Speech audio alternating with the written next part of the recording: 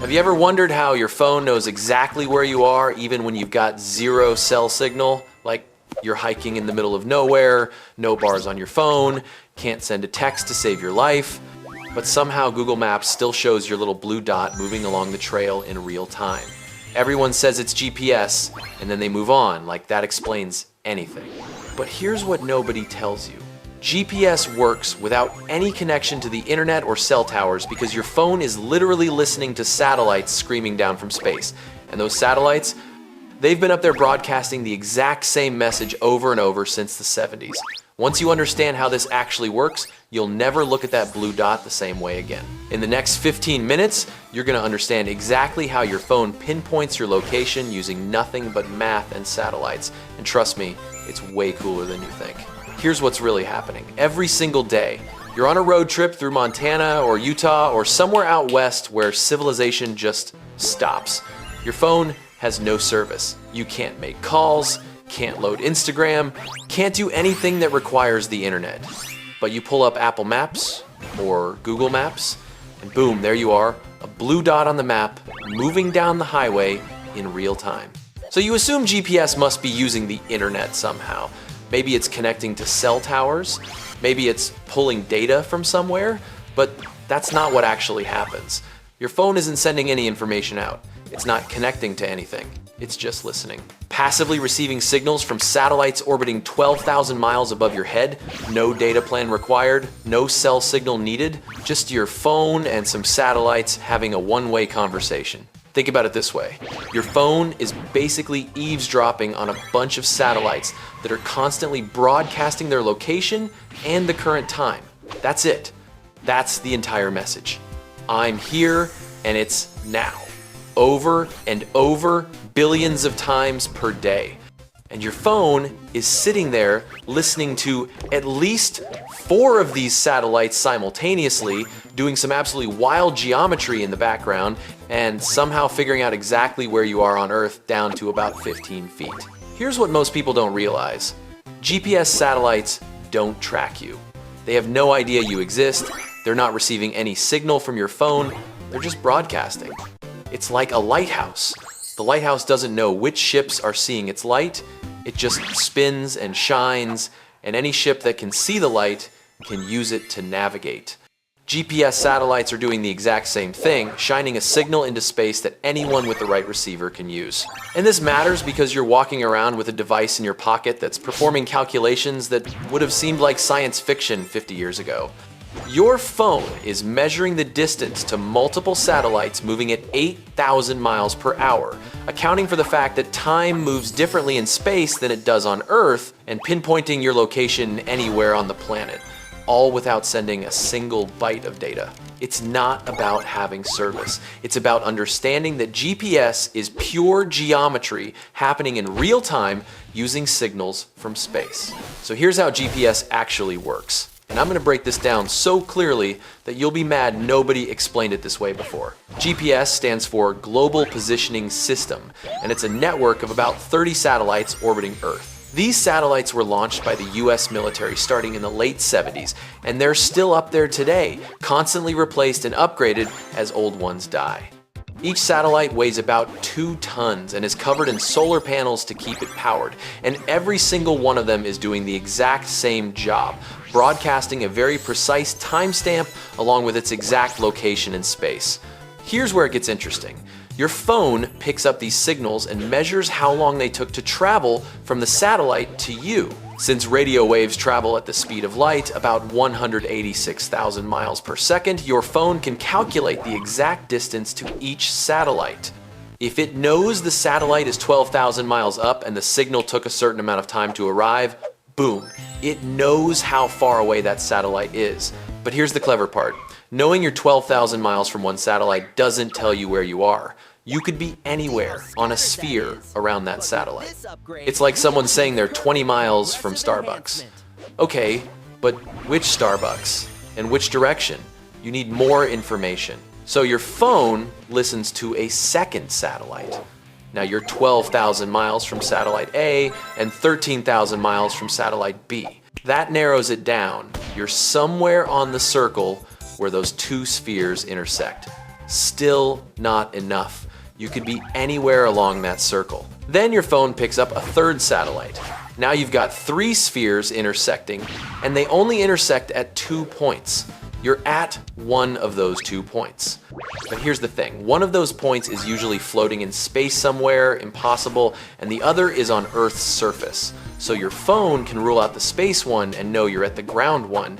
This is called trilateration, and it's pure geometry. 3 satellites give you a location. But in practice, your phone listens to at least 4 satellites. Why 4? Because your phone's clock isn't perfectly synchronized with the satellite's atomic clocks. That tiny timing error needs to be corrected, and the 4th satellite provides the data to fix it. This matters because the entire system depends on insanely precise timing. We're talking nanoseconds. 1 nanosecond is 1 billionth of a second.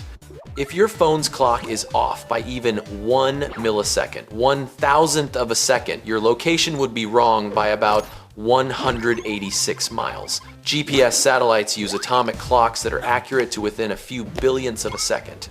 These are the most precise clocks humans have ever built, and they have to be because the speed of light is so fast that even tiny timing errors create huge distance errors.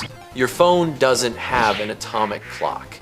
It's got a regular quartz clock that's good enough for checking Instagram, but nowhere near precise enough for GPS. So the 4th satellite signal lets your phone calculate the timing error and correct for it.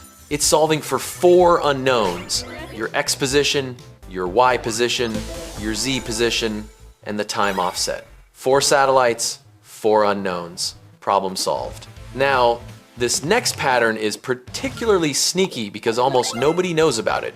GPS has to account for relativity.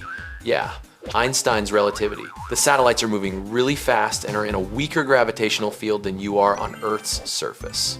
According to Einstein, time moves differently depending on your speed and the strength of gravity around you. For the satellites, time actually moves slightly faster than it does for you on the ground. This is what I call the time warp factor. If GPS satellites didn't correct for relativity, the system would accumulate errors of about 6 miles per day.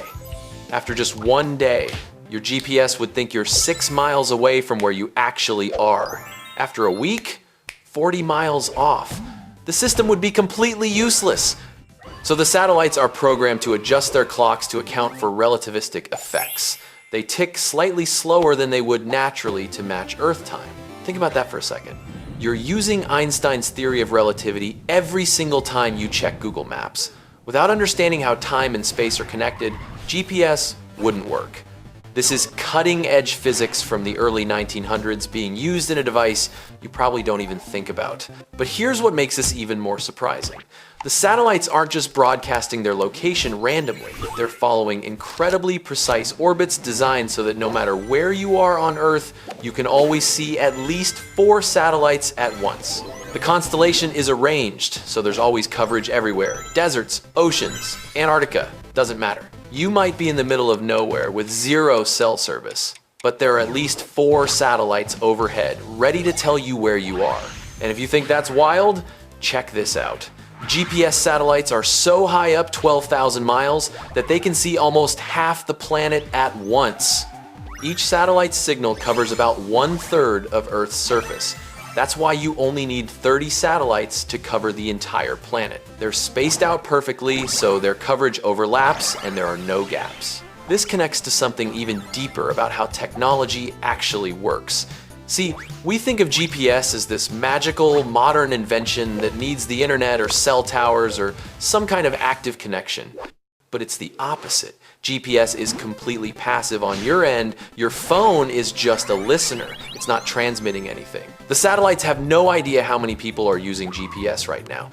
Could be 10 people, could be 10 billion. Doesn't matter. The satellites just keep broadcasting. This is why GPS works when nothing else does. You can be on a plane over the ocean with your phone in airplane mode. GPS still works. You can be in a basement where cell signal can't reach, but satellite signals can sneak through a window. GPS still works. You can be hiking in a canyon in Utah with 0 bars on your phone. GPS still works. Because GPS isn't about connectivity. It's about geometry and listening. And here's the uncomfortable truth that nobody wants to admit. GPS is a military system that civilians get to use for free. The satellites were built by the US Department of Defense, and they maintain them and pay for them. For decades, the military kept the best GPS accuracy for themselves and degraded the civilian signal on purpose. They called it selective availability. Civilian GPS would be off by about 300 feet randomly, making it useful for general navigation but not for anything requiring precision. Then, in the year 2000, President Clinton turned off selective availability. Suddenly, civilian GPS jumped from 300-foot accuracy to 30-foot accuracy overnight. That's when GPS actually became useful for everyday people. Before that, you couldn't rely on it for turn-by-turn directions. Now you can order an Uber and watch your driver's exact location in real time. But here's what's actually happening behind the scenes. The military still has access to a more accurate GPS signal. They use encrypted channels that civilians can't decode. Military GPS can pinpoint locations down to about a foot or even better. Your phone, about 15 to 30 feet under good conditions. And the government can still turn off or degrade the civilian signal anytime they want. They just choose not to, because GPS has become so embedded in modern life that shutting it off would cause chaos. What's actually happening is this. You're using a free service provided by the government that they could theoretically take away at any moment. Most countries don't want to be dependent on US-controlled GPS, so they've built their own systems. Europe has Galileo, Russia has GLONASS, China has Beidou. Your phone probably uses all of them simultaneously to get better accuracy. But GPS, the US system, was the original, and it's still the most widespread. This isn't about whether GPS is safe or reliable. It's about understanding that the blue dot on your phone is only there because 30 satellites are screaming their location at you 24/7, and your phone is doing geometry in the background to triangulate where you are. The people who understand GPS don't take it for granted. They know it's a one-way broadcast system that doesn't need cell service and doesn't track them. Let me tell you about two people who learned this lesson in very different ways. Let's talk about Chris. Chris is planning a camping trip in Wyoming with some friends. They're going to a remote spot in the mountains, and Chris knows there won't be cell service. So Chris downloads an offline map on Google Maps, thinking that's enough. He figures as long as he's got the map downloaded, GPS will work. Chris and his friends drive out to Wyoming, they park the car, and they start hiking. About 2 hours in, Chris pulls out his phone to check their location. And yeah, GPS works. The blue dot shows up on the downloaded map, they're good. But then Chris notices something. His phone's battery is draining really fast, like way faster than normal. He started the hike at 90%, and 3 hours later, he's down to 30%. He hasn't even been using his phone much, just checking the map every 20 minutes. Here's what Chris doesn't realize. His phone is working way harder than usual to get a GPS signal. In the mountains, with trees and rocks everywhere, the satellite signals are partially blocked. His phone has to constantly search for satellites, lock onto weak signals, and recalculate his position. It's burning through battery like crazy. By the time they're ready to hike back to the car, Chris's phone is dead, no GPS, and now they're trying to navigate back using paper maps and guessing. They eventually make it, but it takes 2 hours longer than it should have because they got turned around without GPS. Chris made the classic mistake. He assumed GPS just works without understanding that it needs a clear view of the sky and that signal strength matters. He didn't bring a backup battery pack. He didn't think about the conditions. He trusted the technology without understanding the limitations. Now compare that to Elena. Elena's also going on a backcountry trip, this time in Colorado. But Elena understands how GPS works. She knows it's satellite signals from space, which means she needs line of sight to the sky. So before she goes, she checks the satellite prediction apps to see when and where the satellites will be overhead. She brings a portable battery pack, she downloads offline maps, and here's the clever part, she brings a dedicated GPS device as a backup. Dedicated GPS units like the Garmin ones hikers use are way better at getting signals than phones. They have bigger antennas, more sensitive receivers, and they're designed specifically for GPS. Elena's phone is trying to do a million things. Elena's Garmin is only doing one thing. GPS.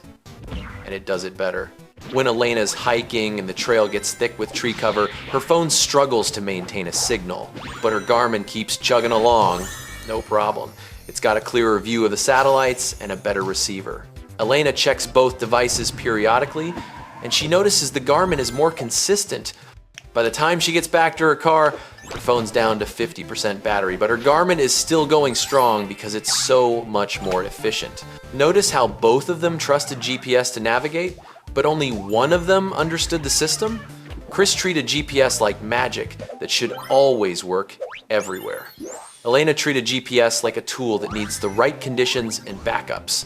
When things got difficult, bad weather, heavy tree cover, battery drain, Chris struggled while Elena was fine.